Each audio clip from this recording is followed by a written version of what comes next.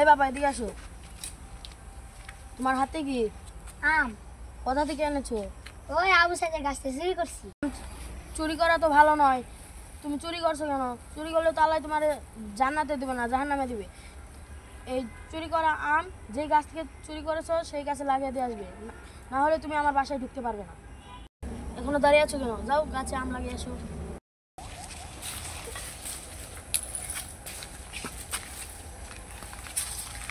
আল্লাহ কি এর জন্য আমটা চুরি করলাম, এখন তো বাসায় ঢুকতে দিব না।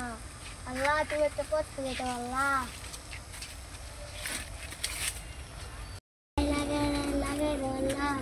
আমরা রান চুরি করবো না আল্লাহ।